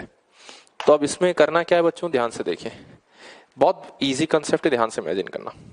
हुआ क्या होगा, अगर ये एक सब्सटेंस है जो 2 सेंटीमीटर बाहर आया है, तो जो 200 ग्राम को हटाया तो ये 2 सेंटीमीटर पार्ट बाहर आ गया। तो इससे क्या रियलाइज हो रही है कि जो ये एक्स्ट्रा वॉल्यूम कौन सा वाला, मैं मार्क कर देता हूं, जो वाटर लेवल से ऊपर है, जो एयर में, तो जो वाटर लेवल से ऊपर वाला वॉल्यूम है जो एयर में है, जो मैंने ब्लू से शेड करा है, इसके वेट को कौन बैलेंस कर रहा था, इसके वेट को अपना 200 ग्राम का सब्सटेंस मेजर कर रहा था। मतलब जैसे ही ब्लू वाला सब्सटेंस वाटर में जाएगा तो क्या होगा, इसमें बायोन फोर्स लगेगी ब्लू वाले पे। अब एक्स्ट्रा जो बायोन फोर्स आई ब्लू वाले सब्सटेंस को जैसे वाटर में अपन ने पुश करा तो कुछ एक्स्ट्रा बायोन फोर्स आएगी, कहीं इसका वॉल्यूम सब मच बढ़ गया। वापस सुने, जो ब्लू वाला पार्ट है इसको अपन ने पुश करा वाटर के अंदर, तो क्या हुआ, इसका जो बायोन फोर्स है इस पे बढ़ गई बिकॉज वॉल्यूम सबमर्ज बढ़ गया। तो जो एक्स्ट्रा बायोन फोर्स आई थी उसको कौन बैलेंस कर रहा था, ये 200 ग्राम वाला ब्लॉक। तो कंसेप्ट वाइज क्या लिखेंगे यहाँ पर, ध्यान से देखें।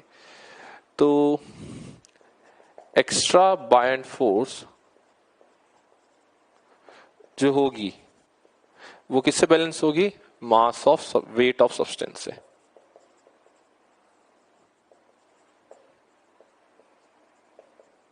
तो देखें एक्स्ट्रा बायोन फोर्स कितनी होगी, इस क्यूब की साइड लेंथ है अपने पास, फाइंड करनी है, ए मान लेते हैं, ठीक है। तो बायोन फोर्स आएगी वॉल्यूम जो एक्स्ट्रा सबमर्ज होगा which is a square into 2, CGS में कन्वर्जन करना है सब कुछ, डेंसिटी ऑफ लिक्विड इंटू जी। ये हो गई ब्लू वाले पोर्शन पे एक्स्ट्रा बायोन फोर्स। इसको बैलेंस कर देते हैं अपन वेट ऑफ सब्सटेंस, जो 200 ग्राम बैलेंस करेगा इस बायोन फोर्स को।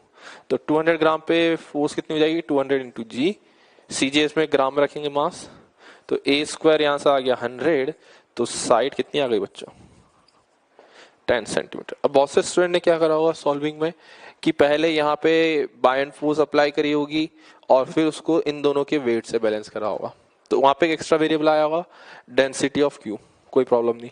फिर वापस से क्या करा होगा, यहाँ पे जो बायोन फोर्स है उसको वेट से बैलेंस करा होगा, तो दो इक्वेशन बना के सॉल्व करेंगे, आंसर आएगा। लेकिन ये थोड़ा सा स्मार्ट मेथड है, कैसे कि जो एक्स्ट्रा बायोन फोर्स अप्लाई होगी जब ये रखा हुआ था, तो देख सकते हैं यहाँ पे जो एक्स्ट्रा लिक्विड में पार्ट था ये वाला, तो ये जो एक्स्ट्रा बायोन फोर्स लगी इसको ये सब्सटेंस का वेट बैलेंस करेगा। डायरेक्टली अप्लाई करा, एक स्टेप में आंसर आता है। तो अपन थोड़ा सा ये थोड़ा सोचेंगे तो ये मेथड क्लियर होगा। लिखिए बच्चों इसको।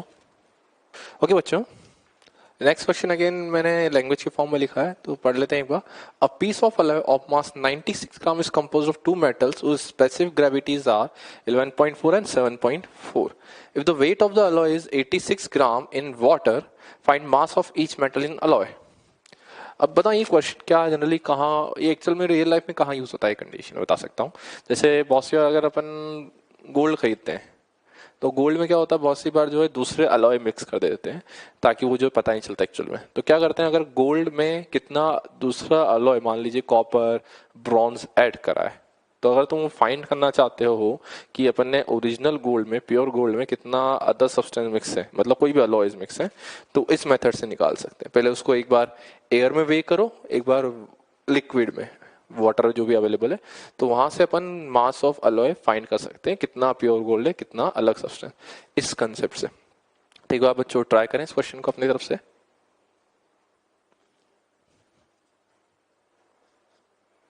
अगर ट्राई हो गया हो तो ध्यान से देखें। पहली चीज अपने को बोला है यहाँ पे दो मेटल से बना हुआ है, कोई दो मेटल है वो दो अलॉय से, ठीक है।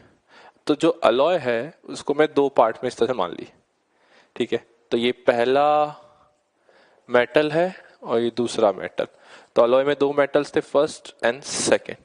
तो फर्स्ट वाले की स्पेसिफिक ग्रेविटी, बहुत से बच्चों को माइंड में आ रहा है स्पेसिफिक ग्रेविटी क्या होती है। स्पेसिफिक ग्रेविटी कुछ नहीं है, density of substance upon density of water. तो density of substance upon density of water is specific gravity, relative density type है। तो यहाँ का स्पेसिफिक ग्रेविटी 11.4 है, तो डेंसिटी कितनी हो जाएगी 11.4 ग्राम पर सीसी। और सेकेंड वाले की डेंसिटी हो जाएगी डायरेक्टली 7.4 ग्राम पर CC, directly density of water से मल्टीप्लाई कर दिया, ठीक है। उसने बोला है कि इसका मास 96 ग्राम था, नॉर्मली 96 ग्राम है तो एयर में होगा, तो इसकी मास को 96 कर देते हैं डेंसिटी से। तो वॉल्यूम वगैरह भी मान लेते हैं यहाँ पर अपन। तो उसने पूछा है मास ऑफ ईच मेटल कितना होगा, तो पहले वाले का मास अपन m1 मान लेते हैं, सेकेंड वाले का m2। तो m1 प्लस m2 की वैल्यू तुमको गिवन है 96 ग्राम, ठीक है, अच्छी बात है। अब जब इसको अपन ने अलॉय को वाटर में सबमर्ज करा तो इसका अपरेंट वेट 86 ग्राम है। अब देख सकते हैं ओरिजिनल वेट था 96 ग्राम।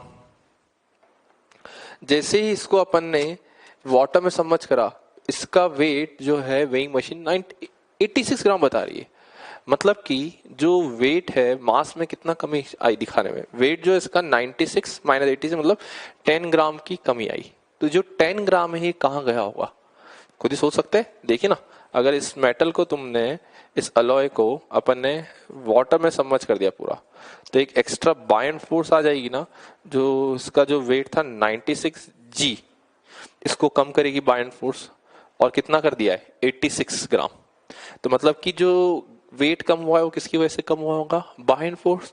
तो मैं डायरेक्टली यहां से क्या बायन फोर्स की वैल्यू ले सकता हूं क्या, 96 जी माइनस 86 जी।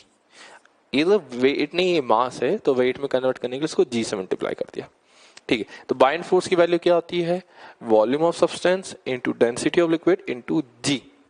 तो पहले तो वॉल्यूम लिखते हैं सब्सटेंस का कितना होगा।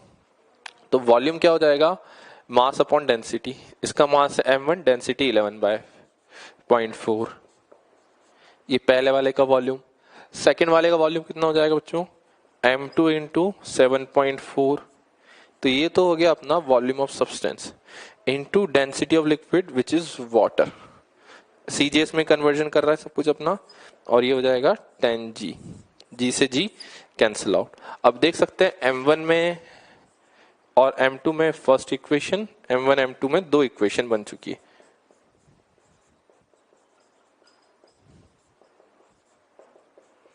तो m1 m2 में अगर दो इक्वेशन है, दो वेरिएबल, तो अपन सॉल्व कर सकते हैं। तो जब बच्चों इसको सॉल्व करेंगे तो m1 की जो वैल्यू आती है वो आती है 62.7 ग्राम, और m2 की जो वैल्यू है 62.7 को 96 से माइनस करेंगे तो ये आ जाता है 33.3 ग्राम। ठीक है, थोड़ी सी कैलकुलेशन है लेकिन वो ठीक है। तो कंसेप्ट क्या लगाया बच्चों अपन ने, पहले हर एक मेटल का मास मैंने m1 m2 माना और सीधे एयर में वेट m1 प्लस m2 को 96 के इक्वल करा। फिर जैसे ही इसको अपन ने वाटर में सबमर्ज करा तो इसका जो वेट है वो 10g से कम हुआ था। तो मुझे पता है वेट 10g से कम किसकी वजह से हुआ होगा, बायन फोर्स की वजह से जो एक्स्ट्रा अप्लाई हुई है। तो अपन ने बायन फोर्स को कर दिया 96 माइनस 86g यानी कि 10g के इक्वल।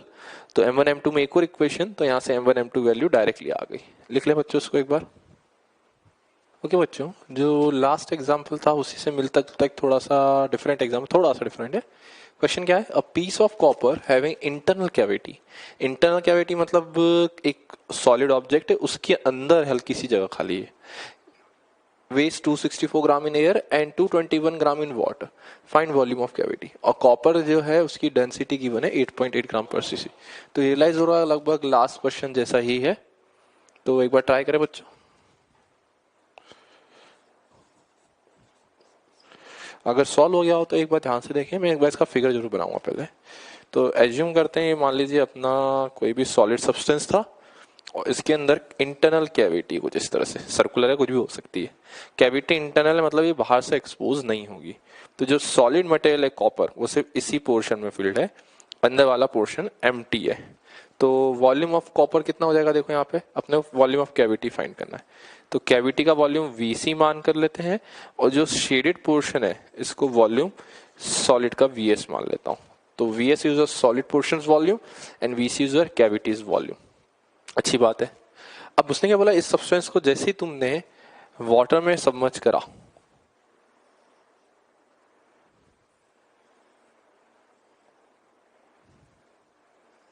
इस तरह से, तो जो वाटर है, मुझे इतना तो समझ आ रहा है कैविटी इंटरनल है, तो वाटर जो है कैविटी के अंदर तो नहीं जा पाएगा।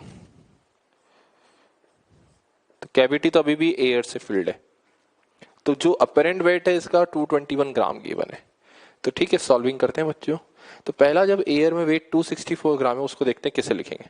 तो उस 264 ग्राम जो है, तो इसका वेट हो जाएगा 264g। और ये जो वेट है वो किसकी वजह से आएगा, सॉलिड की वजह से या कैविटी की वजह से। अरे कैविटी में तो एयर है तो उसका तो कोई वेट नहीं लेंगे अपन। तो जो वेट है इसका सिर्फ सॉलिड पोर्शन की वजह से। तो ये हो जाएगा volume of solid portion into density of copper is 8.8 into g. देखिए यहां से VS कितना आ गया बच्चों, 264 अपॉन 8.8 सेंटीमीटर क्यूब। कहीं CGS में तो आंसर सेंटीमीटर क्यूब में आएगा। ठीक है, ये हुआ पहला पार्ट। अब उसने क्या बोला है, इसका जो वेट वाटर में है वो 221 ग्राम है। तो देख सकते हैं जो डिक्रीमेंट इन वेट आया है वो 264 माइनस 221 जी है।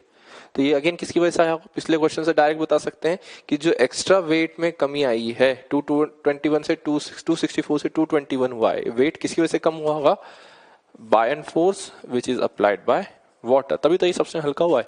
तो डायरेक्टली मैं बाय एंड फोर्स को यहां लिख सकता हूं 264 माइनस 221 जी। देखिए बच्चों में कितना आ रहा है 43 जी। ठीक है, तो ये हो गई बाय एंड फोर्स। तो बाय एंड फोर्स के लिए ध्यान से देखिए, अब जब ये सब्सटेंस पूरा वाटर में सबमर्ज करा गया तो मुझे पता है ये पूरा वॉल्यूम सबमर्ज है, ये सॉलिड पोर्शन भी और कैविटी वाला वॉल्यूम पूरा ही सबमर्ज हुआ है ना। तो टोटल वॉल्यूम जो सबमर्ज होगा वाटर के अंदर हो जाएगा वीएस प्लस वीसी। तो ये लिख देंगे अपन V S plus V C into density of liquid into g. तो यहां से Vs प्लस Vc की वैल्यू आ गई 43। तो यहां से वॉल्यूम ऑफ कैविटी कितना आ गया 43 minus volume of solid which was 264 upon 8.8। थोड़ा सा सिंप्लीफाई करने की कोशिश करते हैं। तो जब इसको सॉल्व करेंगे 264 डिवाइड बाय 8 तो मेरे आपसे ये आता है 30। तो 43 minus 30 which is volume of cavity आ गया है 13 centimetre cube.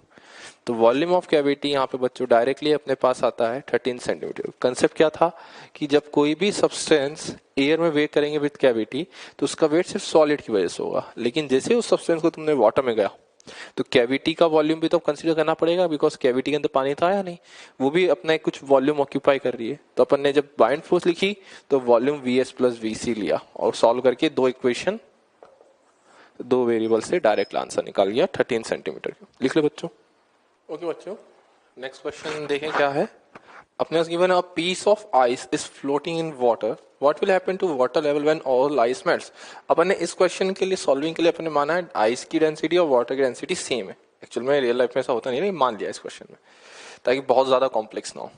What will happen if the beaker is filled not with water but with liquid denser then water and lighter than water. तो देखते हैं बच्चों किस तरह का क्वेश्चन कैसे करना है। पहले अपनी तरफ से जितना एफर्ट हो सके सोच सके वो देख लें, फिर मैं बताऊंगा उसको।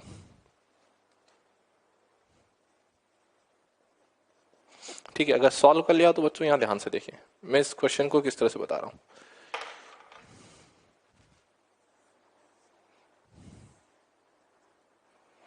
ठीक है, अब बच्चों देखिए, अगर piece of ice is floating in water, अब बोला गया आइस और वाटर की डेंसिटी सेम है। अरे जब डेंसिटी ही सेम है तो मटेरियल सेम, तो मतलब क्या होगा, जो आइस है ना वो पूरा जो है इस तरह से रहेगा, बिल्कुल फुल्ली सबमर्ज स्टेट में। तो ये उतना हो गया आइस। अब क्या होगा, ये जब आइस मेल्ट होगा तो ये कुछ कुछ कंडीशन पूछी गई है, तो थोड़ा सा देखते हैं क्या होगा। पहले तो अपन यहां फाइंड करते हैं वॉल्यूम ऑफ आइस जो है वो कितना होगा। तो क्या होगा, पहले तो इसका जो वेट है जो नीचे लग रहा है mg, उससे बैलेंस कर देंगे अपन बाय एंड फोर्स को। तो volume of substance submerged into density of liquid into g. तो वॉल्यूम जो है सबमर्ज कितना आ गया m upon density of liquid. ठीक है, अब ये तो हो गया density of volume of substance जो सबमर्ज था। अब वॉल्यूम ऑफ वाटर, जैसे आइस मेल्ट होगा तो वाटर बनेगा, तो वॉल्यूम ऑफ वाटर फॉर्म कितना होगा वो देखते हैं। वो कितना हो जाएगा, वॉल्यूम होता है mass upon density of water. ठीक है, क्या हुआ मैं लिख देता हूं यहां पर, this is a volume of substance submerged. अपन इसलिए निकाल रहे हैं वॉल्यूम, तो बहुत लोगों से सेम नहीं, इसलिए मैं कर रहा हूं बिकॉज सेकेंड वाले पार्ट में जो है लिक्विड दूसरा चेंज कर दिया इसलिए। और VW क्या होगा, वॉल्यूम ऑफ वाटर फॉर्म। ठीक है, ये तो हो गई इंफॉर्मेशन जो अपन ने फाइंड कर ली। अब ध्यान से देखिएगा, एक और बीकर बनाते हैं। कब क्या कंडीशन का, जब अपना जो आइस है वो मेल्ट हो गया है, तो देख सकते हैं ये स्पेस जो होगा वो एम्प्टी हो जाएगा। यहां पर देखिए पहले ये जो वॉल्यूम था वो कौन ऑक्यूपाई कर रहा था, वॉल्यूम ऑफ सब्सटेंस सबमर्ज। अब ये जो वॉल्यूम है कौन ऑक्यूपाई करेगा, जो वाटर मेल्ट हुआ वो ऑक्यूपाई करेगा। अब इन गिवन कंडीशन पे अपन आंसर करेंगे। पहला पार्ट क्या था, जब density of water and substance same है, मतलब वाटर और सब्सटेंस सेम ही थे। अब खुद ही से सोचिए, अगर वाटर की डेंसिटी और लिक्विड की डेंसिटी, वाटर की डेंसिटी और लिक्विड की डेंसिटी या जो सब्सटेंस की डेंसिटी वो सेम है, तो इस केस में क्या हो जाएगा, कोई चेंज आएगा, नो चेंज। क्यों बच्चों, ध्यान से सुनिए कि अगर डेंसिटी ऑफ लिक्विड जिसमें इसको अपन ने सबमर्ज कर रखा था और डेंसिटी ऑफ वाटर, मतलब कि वाटर या आइस जो बोले वो है, तो दोनों देख सकते हैं वॉल्यूम जो सब्सटेंस का अपन ने सबमर्ज कर रखा था और जो वॉल्यूम बना वो सेम है। तो उस केस में क्या होगा बच्चों, जो वॉल्यूम है पूरा इसमें फिल हो जाएगा ना, या टॉप तक आते आते, तो वो ओवरफ्लो होगा ही नहीं, तो उसमें अपन बोल सकते हैं लेवल में कोई चेंज ही नहीं आएगा। सेकेंड पार्ट में देखते हैं और क्लियर होगा। अब क्या बोला है कि जो लिक्विड अपन यूज कर रहे हैं उसकी डेंसिटी वाटर से भी ज्यादा है, मतलब कि जो अपना रो एल है वो रो डब्ल्यू से ज्यादा है। अब देखिए रो एल ज्यादा है तो मतलब वीएस जो होगा वो कम होगा, मतलब वॉल्यूम ऑफ वाटर जो बना वो जो सबमर्ज पार्ट का वॉल्यूम है उससे ज्यादा है, मतलब कि जो स्पेस यहाँ खाली हुई उससे ज्यादा वाटर बन गया। तो अगर वाटर जो है इस स्पेस में नहीं आ पाएगा, खुद से सोच सकते हैं, लिक्विड जो अपन ने यहाँ बाहर फिल था उसकी डेंसिटी ज्यादा है तो उसका वॉल्यूम जो होगा, सबमर्ज पार्ट का वॉल्यूम जो होगा वो कम होगा ये इस वाले का। तो अगर ये वॉल्यूम कम है और वाटर ज्यादा बन रहा है तो देखिए खुद से इमेजिन करना क्या होगा बच्चों, तो जो वाटर है वो ओवरफ्लो होगा और ओवरफ्लो होके थोड़ा सा ऊपर निकल के आएगा, तो इसकी वजह से क्या होगा, जो लेवल है वो थोड़ा सा राइज हुआ, तो मैं बोल सकता हूं लेवल विल राइज। अगला केस, जब जो लिक्विड है वो वाटर से भी हल्का है तो density of liquid is less than density of water. खुद ही समझ सकते हैं, अगर वाटर की डेंसिटी ज्यादा है तो जो वाटर फॉर्म होगा वो कम होगा वॉल्यूम वाइज। अब खुद से इमेजिन करेंगे क्या होगा, मैं इसको एक बार अलग से फिगर में बनाऊंगा। ये मान लीजिए इतना कैविटी खाली हुआ बिकॉज ऑफ मेल्टिंग। अब देखिए जो आइस मेल्ट हुई तो उसकी वजह से जो वाटर था वो जो स्पेस एम्प्टी है उससे भी कम वाटर बना, तो देखिए क्या होगा, जो वाटर है ना स्पेस को भी पूरा फिल नहीं कर पाएगा। तो अगर वाटर स्पेस को भी पूरा नहीं फिल कर पाएगा तो क्या होगा, ये जो साइड से वाटर है वो अंदर आके चला जाएगा इस स्पेस को फिल करने के लिए, तो जो लेवल है वो क्या होगा, डिक्रीज।